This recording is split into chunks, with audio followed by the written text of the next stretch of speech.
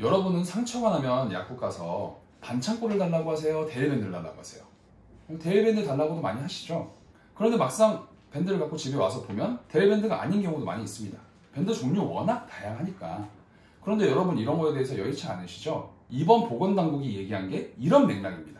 보건당국은 백신 접종 후 발열 부작용 시 복용해야 될 약을 언급하면서 타이레놀을 언급을 했어요. 덕분에 여러분들 많이 혼란을 겪고 계시죠.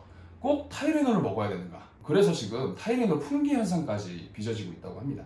일단 여러분이 아셔야 되는 게 타이레놀은 약 성분명이 아닙니다. 존슨앤존슨에서 만든 약의 이름, 즉 상표입니다. 보건당국은 타이레놀을 해열 진통제의 어떤 대표 명칭이라고 생각했나 본데요. 덕분에 존슨앤존슨만 넣어놨죠.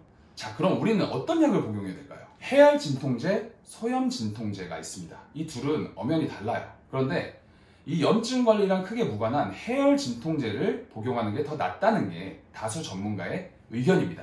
해열 진통제는 아세트아미노펜 계열인 거고 이 대표적인 상품이 타이레놀인 겁니다.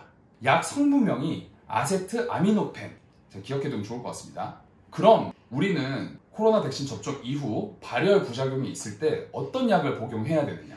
아세트아미노펜 계열인 서스펜, 개보린 쿨다운, 펜잘큐, 그리고 타이레놀 등 어떤 걸 복용해도 상관이 없다고 하니까 참고하세요.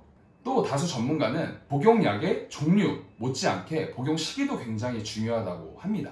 열이 나기 이전에 지레 겁을 먹고 약을 먼저 복용하게 되면 약의 효과가 좀 많이 떨어질 수 있다고 해요.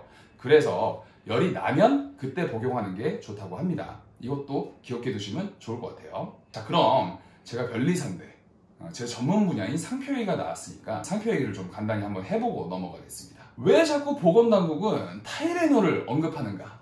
상표법에서는 이러한 어떤 현상을 보통 명칭화라고 합니다. 특정 상품을 지칭하는 것으로 일반적으로 이렇게 알려진 상태로 오래 지속돼서 여기서도 쓰고 저기서도 쓰고 이 특정 상품, 이 꼴, 이 명칭이라고 인식된 그런 상태를 얘기하는 거예요. 그런 상태가 되면은 이 특정 명칭을 누군가한테 독점시켜주는 게 부당하겠죠. 이 특정 상품을 팔고 있는 사람들은 다 이 명칭을 쓸 수 있게 해줘야 되니까요. 이런 보통 명칭화의 예시는 이런 것들이 있습니다. 호두과자, 아스피린, 지프, 런닝. 보통 명칭화가 됐다는 것은 그만큼 상표가 유명해졌다는 걸 의미하는 거예요. 상표가 유명해지면 보통 명칭화가 되지 않도록 노력해야 됩니다. 상표 관리를 잘 해야 된다는 뜻인데요. 이런 상표 관리는 내가 상표권자니까 나랑 이런 비슷한 상표 쓰지 마 라고 하면서 권리를 행사하는 것, 광고나 홍보를 통해서 누구누구의 무슨 상표 Samsung Galaxy Note 3 and Gear 이런 식으로 사람들한테 꾸준하게 나의 상표라는 걸 인식시켜주는 행위들이 다 포함이 됩니다.